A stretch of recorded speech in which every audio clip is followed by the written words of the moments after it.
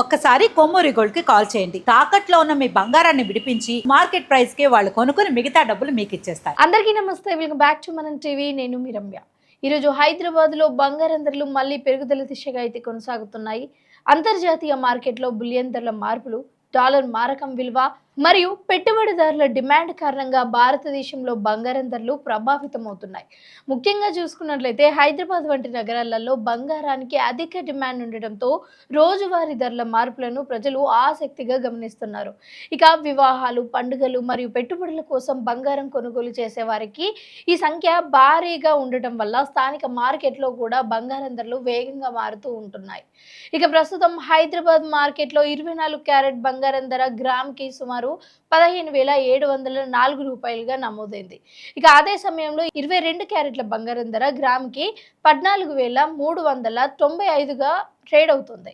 భారతీయ కుటుంబాలలో కూడా నగల తయారీకి ఎక్కువగా కూడా 22 క్యారెట్ల బంగారాన్ని ఉపయోగిస్తూ ఉంటారు. ఎందుకంటే ఇది బలంగా ఉండి నగల తయారీకి అనుకూలంగా ఉంటుంది.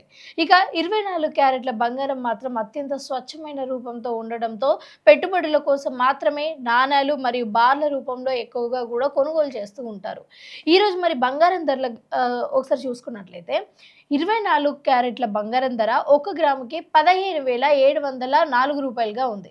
అలాగే 24 క్యారెట్ల బంగారం ధర 10 గ్రాములకు 1,57,040గా అయితే నమోదైంది. ఇక 22 క్యారెట్ల బంగారం ధర 1 గ్రాముకి 14,395గా నమోదైంది. అలాగే 22 క్యారెట్ల బంగారం ధర 10 గ్రాములకు 1,43,950 రూపాయలుగా నమోదైంది.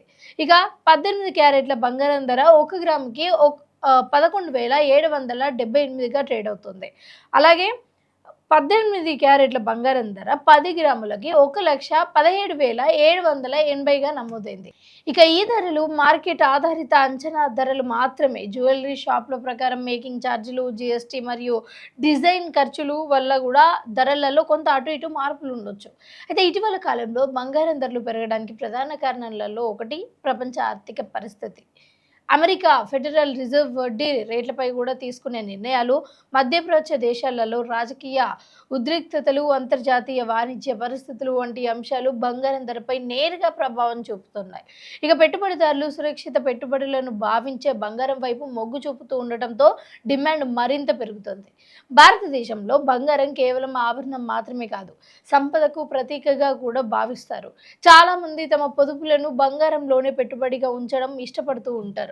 ఇక ముఖ్యంగా గ్రామీణ ప్రాంతాలలో బంగారం ఒక ఆర్థిక భద్రత సాధనంగా పరిగణిస్తూ ఉంటారు. అయితే ధరలు మాత్రం పెరుగుతున్నప్పటికీ కొనుగోలు తగ్గకపోవడం భారతీయ బంగారంపై కూడా ఉన్న ఒక విశ్వాసాన్ని చూపిస్తుంది. ఈరోజు ఫిజికల్ గోల్డ్తో పాటు డిజిటల్ గోల్డ్ ఇక పెట్టుబడులు పెరుగుతున్నాయి. బ్యాంకులు మరియు ఫైనాన్షియల్ సంస్థలు ఇప్పుడు బంగారంపై ఆధారిత పెట్టుబడులు అవకాశాలను సులభంగా అందుబాటులోకి తీసుకొచ్చాయి.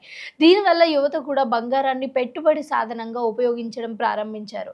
ఇక హైదరాబాద్లో వివాహాల సీజన్ దగ్గర పడుతున్న ఈ నేపథ్యంలో జ్యువెలరీ దుకాణాలలో కొనుగోలు పెరిగే అవకాశం ఉంది అన్నట్లుగా తెలుస్తోంది. అందువల్ల వచ్చే కొన్ని రోజులలో ధరలు మరింత మారే అవకాశం ఉంది అని మార్కెట్ నిపుణులు చెబుతున్నారు. ఇక బంగారం కొనుగోలు చేసే ముందు వివిధ జ్యువెలరీ వద్ద కూడా ధరలు పోల్చి చూసినట్లయితే BIS హాల్మార్క్ ఉన్న బంగారాన్ని మాత్రమే కొనుగోలు చేయడం మంచిది అని సూచిస్తున్నారు. హాల్మార్క్ ఉన్న బంగారం స్వచ్ఛతకు హామీ ఇస్తుంది అని మరియు భవిష్యత్తులో కూడా రీసేల్ విలువను పెంచుతుంది అన్నట్లుగా తెలుస్తుంది. అసలు బంగారంపై ఇప్పుడు కొనొద్దు అని మోడీ గారు అయితే చెప్పారు. అసలు మీరేం చేస్తున్నారు? కొంటున్నారా లేకపోతే అత్యంత అవసరాలలో కొంటున్నారా కూడా కింద కామెంట్ సెక్షన్లో కామెంట్ చేయండి.